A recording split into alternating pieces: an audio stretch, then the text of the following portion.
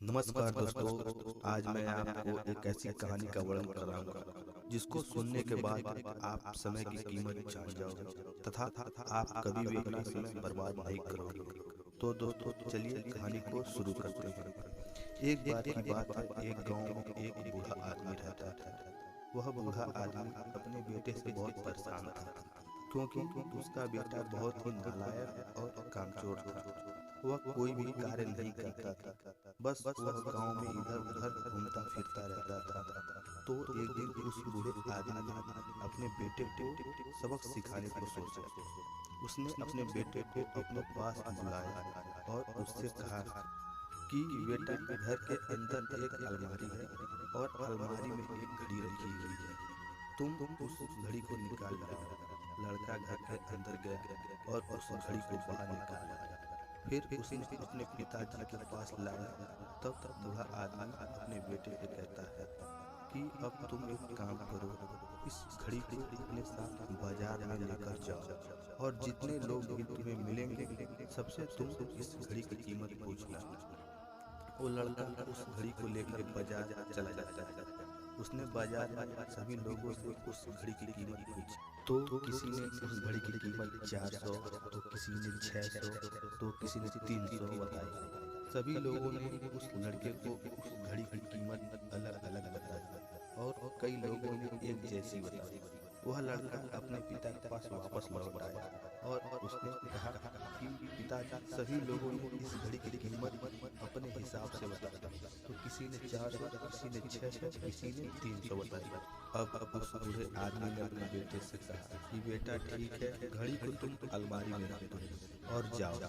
अगले दिन फिर से उस बूढ़े आदमी ने बेटे को अपने पास बुलाया और उसे फिर से अलमारी से घड़ी लाने को कहा।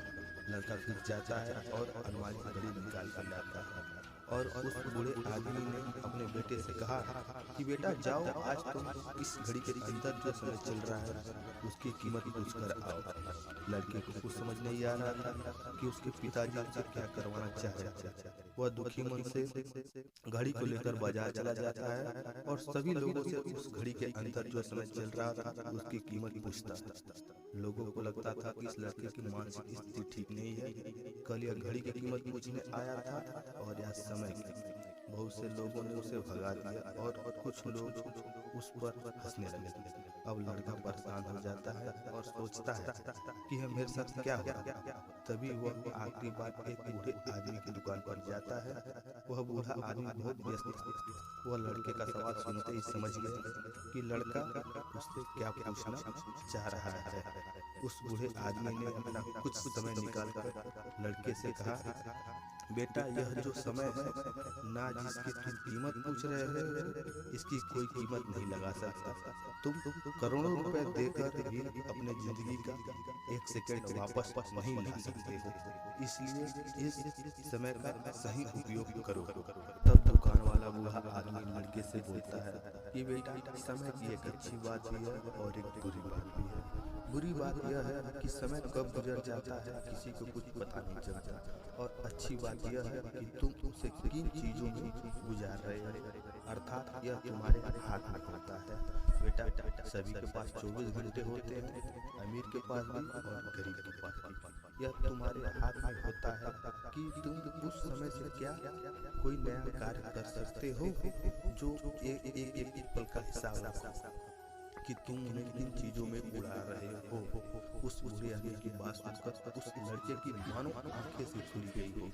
एक बड़ा बदलाव भी उसमें आने लगा और वह फिर अपने पिताजी के पास उस घड़ी को लेकर गया और उन्हें सारी बातें बताई। उस दिन के बाद से उस लड़के की जिंदगी बदल गई। दोस्तों कहते हैं, समय सबके लिए फ्री है लेकिन यह कीमती है। तुम उसे खरीद नहीं सकते हो लेकिन तुम उसे इस्तेमाल कर सकते हो। तुम उसे रख नहीं सकते हो लेकिन उसे स्पेंड कर सकते हो। और अगर एक बार तुम इसे गंवा देते हो तो तुम इसे कभी वापस भी नहीं पा सकते हो। तो अपने समय का उपयोग करो, ना कि दुरुपयोग करो। तो दोस्तों, कहानी को हम यहीं करते हैं समाप्त। मिलते हैं आपसे कल एक नेक्स्ट वीडियो। तब तक के लिए दोस्तों सब्र करें और आगे बढ़ें।